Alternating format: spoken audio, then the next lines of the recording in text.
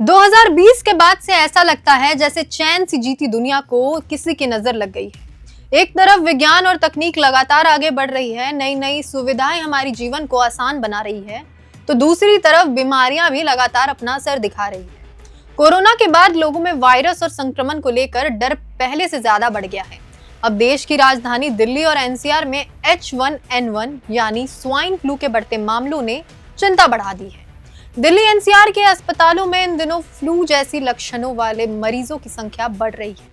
कई लोगों को तेज बुखार, खांसी, जुकाम, गले में खराश, शरीर में दर्द और कमजोरी की शिकायतें हो रही है। कुछ मरीजों को सांस लेने में भी परेशानी हो रही है। ऐसे में लोगों के मन में सबसे बड़ा सवाल ये है कि क्या ये कोई नया वायरस है? क्या H1N1 का कोई नया रूप है? आज इस वीडियो में इसके बारे में बात करेंगे। नमस्कार, मेरा नाम आर्ची है और आप देख रहे हैं एयर नाउ। इस सवाल पर ICMR यानी भारतीय आयुर्विज्ञान अनुसंधान परिषद के मुताबिक H1N1 का कोई नया स्ट्रेन सामने नहीं आया है। यानी ये कोई नया वायरस नहीं है, बल्कि वही H1N1 वायरस है जो पहले भी लोगों को संक्रमित करता रहा है और हर साल इसके मामले सामने आते हैं। हालांकि इस बार संक्रमण के मामले तेजी से बढ़ते दिखाई दे रहे हैं।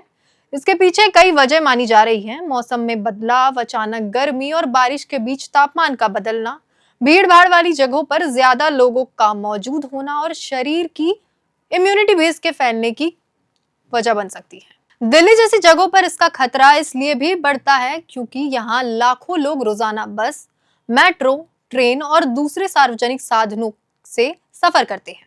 आंकड़ों पर नजर डालें तो दिल्ली में इन्फ्लुएंजा ए के मामले भी तेजी से बढ़े हैं।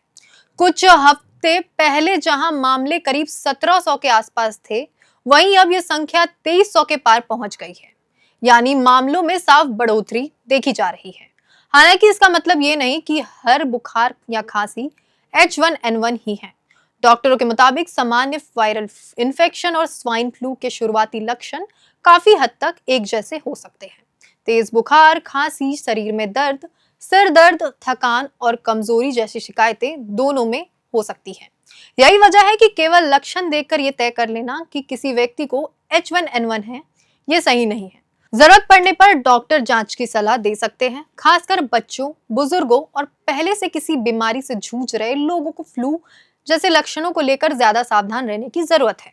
अगर बुखार लगातार बना हुआ है, सांस लेने में परेशानी हो रही है या कमजोरी बहुत ज्यादा महसूस हो रही है, तो खुद से दवा लेने के बजाय डॉक्टर से सलाह लेना बेहतर है।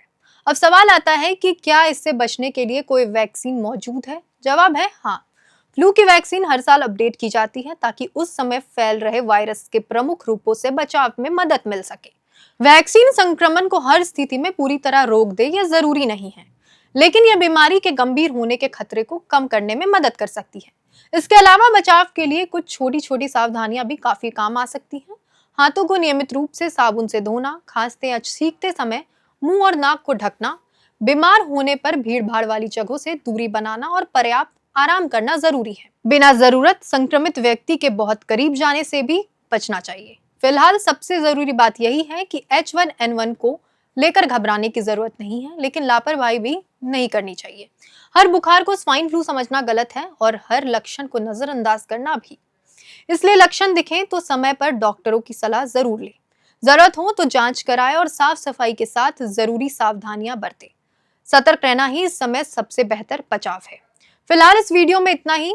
आप देख रहे थे एयर नाउ और मैं हूँ आर्ची और कैमरे के पीछे मौजूद है मेरे सहयोगी Aryan. FRP pressure vessels are made using fiber reinforced plastic, a powerful combination of high strength glass fibers and corrosion resistant resin.